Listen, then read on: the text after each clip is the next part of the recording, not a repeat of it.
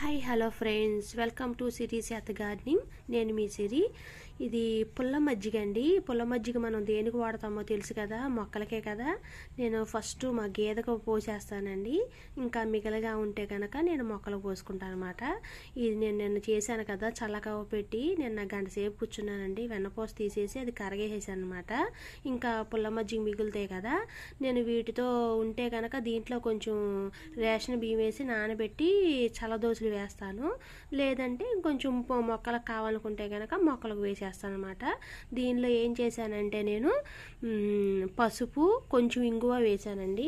ఇంగువ వేసి ఇలా బాగా పులివి పెట్టుకున్నాను అనమాట. ఒక 1 డే ఉంచేస్తాను వీటిని. ఇలా ఉంచేసిన తర్వాత ఏం చేస్తానంటే కొంచెం పల్చగా, రేషియో కావాలనుకుంటే రేషియో 1:5 1:10 ఇలా చేసుకోవచ్చు. నేను పల్చగా యాడ్ చేసుకుని మొక్కలు మొదట్లో పోస్తాను. కొంచెం పైన చిమ్ముతాను అనమాట, డబ్బాతో చేతితో చిమ్మేస్తాను. ఎందుకంటే నా దగ్గర స్ప్రే లేదనమాట. ఇంకా కొత్తగా గార్డెనింగ్ స్టార్ట్ చేసే వాళ్ళకి నేను కొన్ని టిప్స్ చెప్పదలుచుకున్నానండి. అవి ఏంటి అంటే, ఫస్ట్ మీరు ఎవరైనా గార్డెనింగ్ స్టార్ట్ చేసేటప్పుడు మైక్రో గ్రీన్స్తో స్టార్ట్ చేయండి. వాటి వల్ల మనకి చాలా యూజెస్ ఉన్నాయండి. మైక్రో గ్రీన్స్ చాలా ఈజీ పెంచుకోవడం కూడా. నేను అలాగే స్టార్ట్ చేశాను. చాలా పద్ధతుల్లో ఉన్నాయండి మైక్రో గ్రీన్స్ అనేది. కొన్ని సాయిల్లో వేసుకోవచ్చు, సాయిల్ లెస్లో వేసుకోవచ్చు.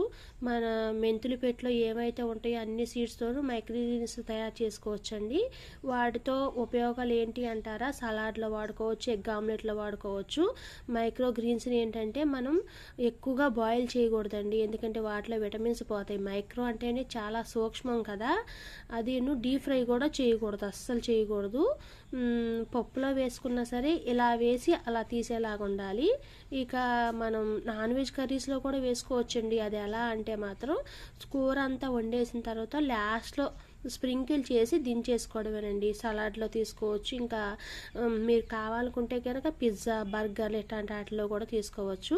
ఇక గార్డెనింగ్ స్టార్ట్ చేసేవారంటారా, మన ఇంట్లో ఏమైనా ప్లాస్టిక్ వేస్ట్ బకెట్స్ కానీ చిన్న చిన్నవి ఏవైనా సరే మనం పారేయకోకుండా ఏదైనా సరే వాటికి వంట చేస్తూ, గ్యాస్ స్టవ్ మీద వంట చేస్తాం కదా, వంట చేస్తూ వాటికి హోల్స్ పెట్టుకుంటే చక్కగా రెడీ అయిపోతుందండి.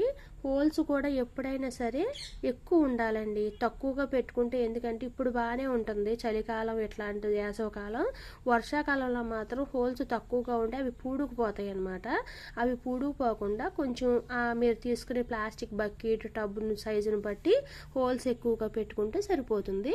ఆ హోల్స్ని కవర్ చేయడానికి రాయో లేదంటే ఇట్లాంటి ఏమైనా కొబ్బరి డొక్కులో ఎగ్ షెల్స్ లాంటి, అంటే మన కొబ్బరి చిప్పలు లాంటి ఇట్లాంటి అడ్డు పెట్టుకోవాలండి. బాగా అడ్డు పెట్టుకుంటే ఏంటంటే వాటర్, ఎక్సెస్ వాటర్, మనం పోసిన ఎక్సెస్ వాటర్ అనేది బయటకు పోతుంది. అప్పుడు ఫస్ట్ ఏం చేయాలంటే కంపోస్ట్ రెడీ చేసుకోవాలండి. మనం కంపోస్ట్ తెలుసు కదా, కిచెన్ కంపోస్ట్ అని కొట్టగానే మన యూట్యూబ్లో చాలామంది వస్తారనమాట, ఇలా చేయండి అలా చేయండి ఇలా చేయండి అని. అలా చూసి యూట్యూబ్లో చూసి లేయర్ పద్ధతులు అండి, ఏమీ లేదు, హోల్స్ పెట్టేసి ఒక లేయర్ మనకి నచ్చింది ఏదైనా సరే, సాయిల్ కానీ కోకోపీట్ కానీ వాడేసిన టీ పొడి కానీ ఇలా ఏదైనా తీసుకుని, కిచెన్ వేస్ట్ మన ఇంట్లో వచ్చింది ఇంకెవరైనా ఇచ్చిన వాళ్ళు, పక్కింటి వాళ్ళు ఇచ్చింది వేసుకుని లేయర్ పద్ధతులు చేసుకుని అది ఫుల్గా చేసుకుని కంపల్సరీ 3 months వెయిట్ చేయాలండి. ఏ కిచెన్ కంపోస్ట్ అయినా సరే. ఒక్కొక్కరు 10 డేస్లో అవుతుంది, 15 డేస్లో అవుతుంది అని అంటారు, కానీ మ్యాక్సిమం మనకి సమ్మర్లో అయితే మాత్రం కిచెన్ కంపోస్టు అది కూడా 20 డేస్కి హాఫ్ డీకంపోస్ట్ మాత్రమే అవుతుందండి. అలా చేసుకోవాలి కిచెన్ కంపోస్టు. ఇప్పుడు ఈ పుల్ల మజ్జిగ ఉన్నాయి కదా, కిచెన్ కంపోస్ట్ తయారు చేసేటప్పుడు ఈ పుల్ల మజ్జిగ కూడా దాంట్లో వేసుకుంటే బాగా డీకంపోజ్ అవుతుంది. కిచెన్ కంపోస్ట్ తయారైన తర్వాత దాన్ని లిడ్ మూత పెట్టేసి కవర్ కానీ ఏదన్నా కొంచెం మూల పెట్టేసుకుంటే వాసన ఇట్లాంటివి రాకోకుండా ఉంటాయి అన్నమాట. కొంచెం దూరంగా పెట్టుకోవాలి. కిచెన్ కంపోస్ట్ జరిగేటప్పుడు మనం అసలు దాన్ని ఓపెన్ చేయకూడదండి, ఎందుకంటే కొంచెం ఆ వాసన భరించలేరు.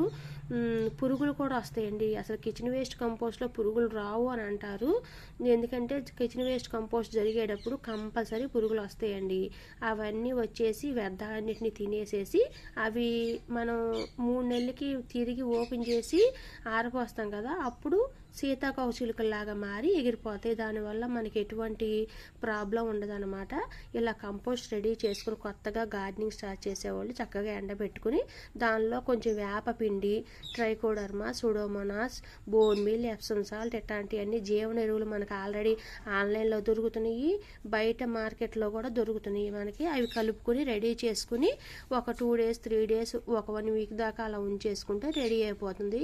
వాటర్ స్ప్రింకిల్ చేసుకుంటూ ఉండాలి. మైక్రోగ్రీన్స్ తెలుసు కదా, మైక్రోగ్రీన్స్ తర్వాత నెక్స్ట్ ఏం చేయాలంటే ఆకుకూరలండి. ఆకుకూరలు రెడీ చేసుకోవాలన్నమాట. ఈ చిన్న చిన్న ఆకుకూరలకి పెద్దగా టబ్బులు ఏం అవసరం లేదు. చక్కగా చిన్న చిన్న టబ్బులు ఉంటాయి కదా, 50 రూపీస్ టబ్బులు, దానిలో సాయిల్ రెడీ చేసుకుని చక్కగా కొంచెం ఇసుకలో తోటకూర గింజలు కానీ ఏవైనా సరే ఇసుకలో కలుపుకొని స్ప్రింకిల్ చేసుకుని ఒక లేయర్ మట్టి చల్లేసుకుంటే చక్కగా స్ప్రే వాటర్ కూడా ఓవర్గా పోయిపోకుండా స్ప్రే బాటిల్తో స్ప్రింకిల్ చేసుకుంటే చక్కగా ఒక 1 week or 10 daysలో ఆకుకూరలు రెడీ అయిపోతాయి. ఇలా కొంచెం కొంచెం పువ్వుల మొక్కలు ఇలా స్టార్ట్ చేసుకుంటూ ఉంటే ఇలాగ గార్డెనింగ్ అనేది అలవాటు అవుతూ ఉంటుంది. ఒక్కొక్కటి ఫెయిల్ అవుతూ ఉంటాము, కానీ దానికి నిరాశ పడకూడదు అనమాట. ఇలా చక్కగా చేసుకుంటూ ఉంటే గార్డెనింగ్ అనేది పెరుగుతుందన్నమాట.